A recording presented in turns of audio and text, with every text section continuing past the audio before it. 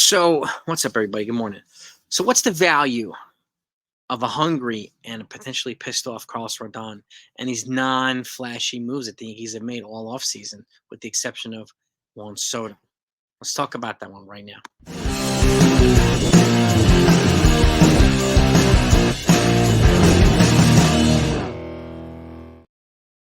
What's going on, everybody? So, I had this video set up, but I was listening to the boys at Pinstripe Chronicles this morning, Tats and Don and Rob, and I wanted to thank them because they were making some good points and some of the exact same points I've been making for months now. So it goes to show that I'm not the only one that's stressing these points, and not only one that shares this insight and perspective. So I got to thank you guys for doing that. It was a great show, by the way, you guys did this morning. Fantastic job.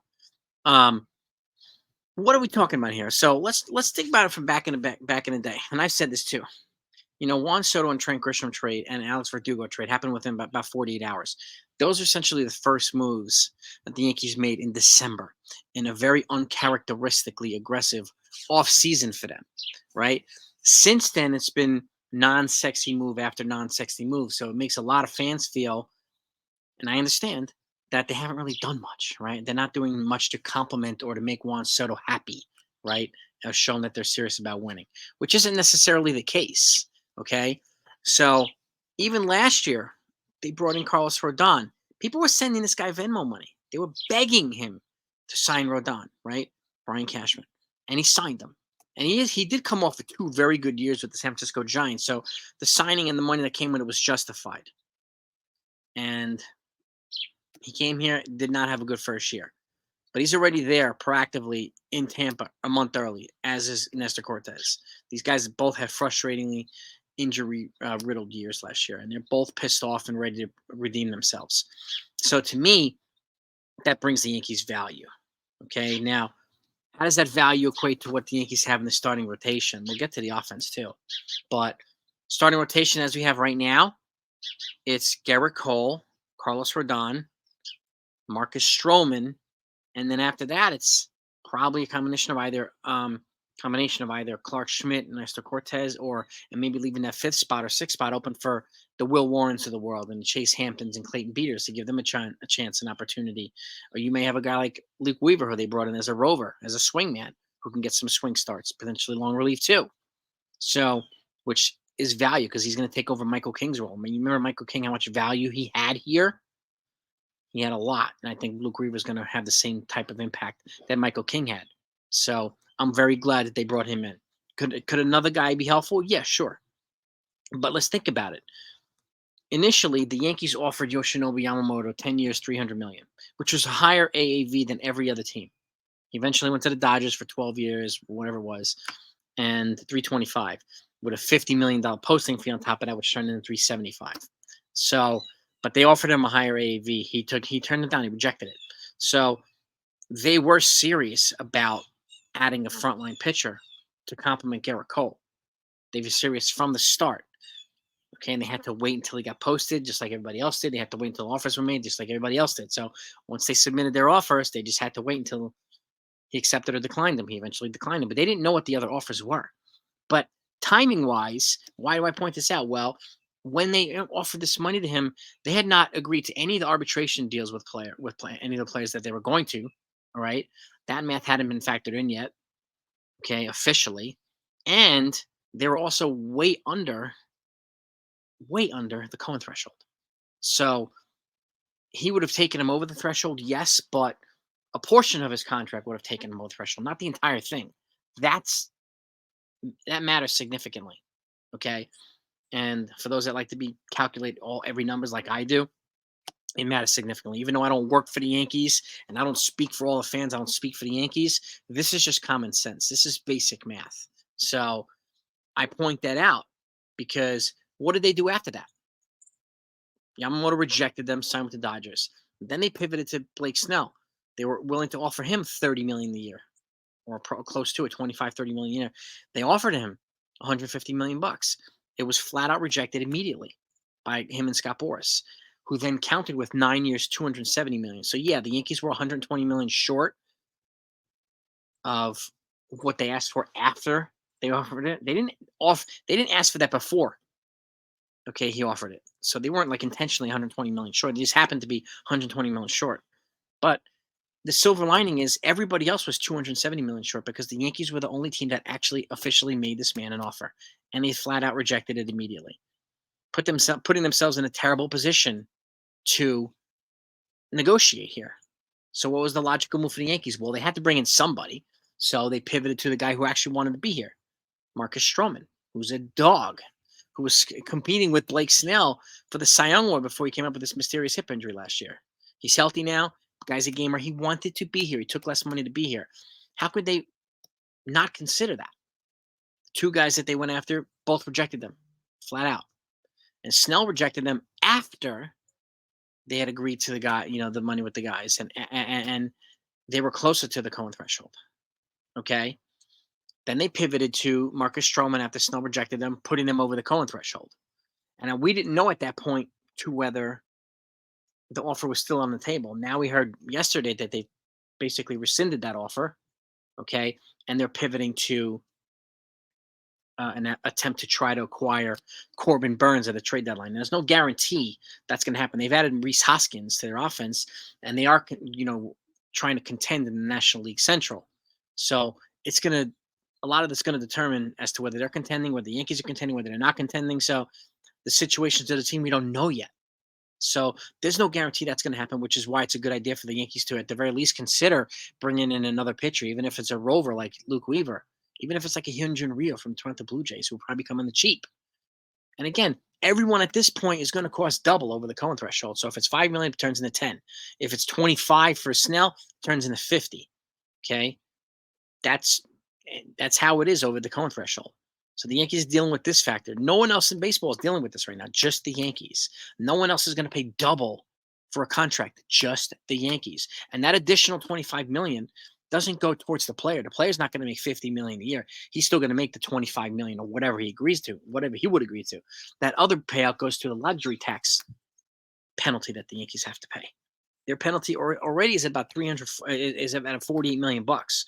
So that $306 million payroll has automatically turned into a little over $350 million right now. That's what they have to spend right now. Okay, and again, if they get under the Cohen threshold before the end of the year, then less will apply. It doesn't really matter if they're over the Cohen threshold at the beginning of it. It matters at the end of the year. So they could offset some players. They can offload some players, lower the payroll over the course of the season. And what they end at is what the luxury tax ramification is going to turn out to be. That's why teams pay the luxury tax penalty at the end of the season. That's why we don't hear about it until like December or January, because they pay it at the end of the season. So Marcus Stroman, again, was a non-sexy move. He wasn't the Blake Snell or the Yoshinobu Yamamoto, but those guys turned it down. So, they had to pivot to somebody, especially for the fan base who was outraged. They haven't done anything since Juan Soto, even though Trent Grisham, an elite defender, was part of that trade, even though they acquired Alex Verdugo. Okay. And in the meantime, they also traded for Victor Gonzalez, okay, along with Yorbit Vivas to infield depth. Victor Gonzalez is going to add some valuable hard-throwing left-handed relief to this bullpen. And again, they're throwing, combination of hard throwers and off-balance guys to keep batters off balance. So it's going to be a nice dynamic to what the bullpen brings this year, even if they don't bring in a high-powered name like a Jordan Hicks, a Josh Hader, or a Hector Neris. Those guys are all signed now, but a guy like that just goes to show you that those guys don't guarantee anything except for a higher payroll. So those guys would not have guaranteed any more than bringing back Wandy Peralta or Kane Middleton or something like that. So, those guys still haven't been signed yet. So I do expect the Yankees to make a move or two. How flashy? Probably not, but we don't know. So if you're not subscribed to this channel, make sure you subscribe. And if you enjoy the content, hit the like button, okay? I thank you so much for the both. I really, really do. I want to make sure that you're kept in the loop. And if you hit the notification button, that'll make sure that when I go live, when I go live. And I go live Wednesday nights and Saturday nights. So tonight, we're going to talk about this more. I'm going to talk about the Scott Boras market tonight. And it also makes sure that you're at the front of the line when videos do come out, news does come out, and reporting does come out. So I thank you for it. I really do. But again, it's these types of moves. The Cody Morris, do you remember him? They acquired him from the Guardians for Estevan Florial, another bullpen piece. Okay, they just brought a hard-throwing lefty from who was with the Giants and the Blue Jays a couple days ago. They brought him here too. Excuse me, the Astros and the Blue Jays, adding another hard-throwing lefty so that if they don't bring back Lenny Peralta, they still have a couple lefties in the bullpen. So, and if Clay Holmes turns out to be the closer, then fine, because you have Scott Efros coming back. You have a guy like Luis Hill coming back too, who could also provide rotation depth, bullpen depth. So they have plenty of weaponry in the tool shed right now, based on what they have right now. Okay. Yes, they're still looking. What they're going to bring in, we have no idea. It's these types of moves that are the non-flashy moves that could turn out to be pretty impactful, which is why I thank these guys again for pointing them out and recognizing that it's not only the big moves that the Yankees make or any other team makes. And the fact is, nobody has signed these big Scott Boras clients, Matt Chapman and all these other guys. Nobody has signed them because Scott Boras, I think, is hurting his clients as much as he's trying to help them. He's pricing these guys out of the market and he's shrinking their markets. Okay, we're 2 weeks from spring training. Okay, and not only is it time to be excited, but it is time to be excited for the Yankees because they've done more work than almost every baseball team in baseball. So they've improved, with the exception of the Dodgers, but two of them have improved more than any other team in baseball. Okay, yeah, the Orioles now have new ownership. Once that goes through, I expect them to be more aggressive in free agency, but that doesn't mean they're going to go out and have a $250 million payroll either. They're going to be strategic with it as well. They're being, run by some big billionaire money guys, who again, they're probably going to run like Steve Cohen did with the Mets. He was very aggressive, but he learned his lesson and said that didn't really pay off, doesn't guarantee anything. So he's being a lot more strategic now. So they can take clues from Steve Cohen and say, okay, I'm going to run this accordingly. They also have the top farm in baseball. Okay, and as of yesterday, Baseball America now is the Yankees at number 7 farm. So they're in the top 25 of all the farms in baseball now. So heck of an improvement for them. So that's a testament to player development, drafting, and all that stuff. So good job to the Yankees brass. Okay, but can you imagine if Carlos Rodon comes back hungry? We already know what to expect from Garrett Cole. And you have Marcus Stroman, who's healthy. Yeah, that attitude here. And then behind those guys, they have a lot. Okay, even if they don't add another pitcher. If they do, let's just say Snell falls into the laps. I don't see it because, again, that $25 million was going to become 50 as long as they're over the threshold. And is it more impactful or more? Does it bring more value than a healthy and hungry Rodon? I don't think so. Not at that price. Okay, is it going to bring that much more value than Marcus Stroman at that price? I don't think so. So even if they got a guy like Ryu who can serve some value on the back end of the bullpen, or somebody like that, Noah Syndergaard, or whatever, is that price for Blake Snell going to bring that much more value than these guys? I don't think it will. Okay, would I complain if they got him? No, but I want to live in reality too. I don't think they will at this point, but we'll see. Just like this, chatter about them, Cody Bellinger and all this stuff. But at this point, if you get Bellinger, you're going to have to offset some other salaries too. And where's he going to play? So don't be surprised if they make some more instrumental moves or incremental moves, which could turn out to be instrumental. And whether it be moving Grisham in a trade, whether it be moving Oswald Process, some of these prospects in a trade for a pitcher to the Marlins or a pitcher to the Mariners. Now, the Mariners might be less likely now. Now they've got Jorge Polanco, their starting second baseman, who they don't need to trade pitching for now. So, that might take a suitor away from the Yankees, but the Marlins still need a frontline shortstop. I know they're looking at some of these players, add Alberto Mondesi and blah, blah, but in free agency, would you rather spend money on these guys in free agency or get a guy like Oswald Peraza on the cheap for the next 6 years, who has value, who's already shown he's a defensive whiz? That's value that the Yankees could send to them. As much as I don't want to see Oswald Peraza leave, that's what it might cost to get a guy like Edward Cabrera, somebody like that. Rogers or AJ Puck or somebody, right? Controllable reliever, controllable starter. So that still remains to be seen. Now, if I had to choose between getting Snell at this point or getting a controllable starter with the Marlins at this point, I would choose the starter from the Marlins. If it were earlier in the season and they weren't over the threshold, I would have chose Snell. But the timing is different. Okay? All these things have to be factored in now.